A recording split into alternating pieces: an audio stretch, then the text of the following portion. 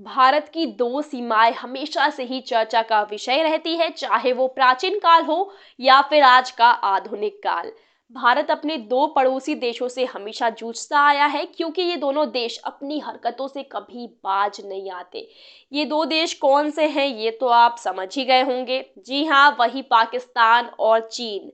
चीन जो हमेशा भारत चीन बॉर्डर पर अपनी बादशाहियत दिखाने का तो बहुत प्रयास करता है, पर दिखा नहीं पाता क्योंकि हमारी सेना की रणनीति हमेशा दुश्मनों से चार हाथ आगे ही होती है। पर हम कभी अपनी संस्कृति और उसूलों से समझौता नहीं करते, इसीलिए ना हम किसी की सीमा में घुसने का प्रयास करते हैं और ना ही कभी किसी की सीमा में घुसते हैं। जी हाँ, पर हमारे पड़ोसी देश हमेशा ही कोई ना कोई हरकतें करके युद्ध जैसी स्थिति पैदा कर ही देते हैं और बॉर्डर के तनाव को बढ़ाते रहते हैं। दोस्तों, हमारे भारतीय राजनेताओं को ये लगता था कि चीन भारत पर कभी भी अटैक नहीं करेगा, पर चीन ने 1962 में राजनेताओं का ये भ्रम भी तोड़ दिया। दरअसल भारत और चीन की सीमा ब्रिटिश और चीनी साम्राज्य के समय से ही डिस्प्यूटेड है, जिसके कारण ये सब कुछ हुआ।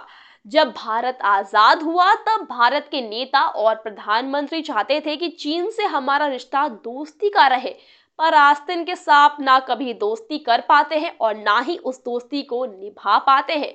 इतने कठोर शब्द का यूज मुझे इसलिए करना पड़ रहा है क्योंकि चीन ने जब हमला किया तब ये बिल्कुल अनप्रेडिक्टेबल था। जी हाँ, और भारत युद्ध के लिए तैयार भी नहीं था।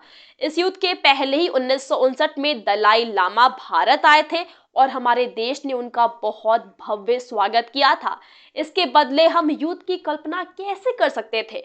ऐसे में क्या कठोर शब्दों में इनकी निंदा नहीं होनी चाहिए? दोस्तों, उस समय चीन शक्तिशाली देश था और जिसके चलते वो आसानी से जीत गया और भारत की सीमा में घुसता चला आया और कब्जा कर लिया।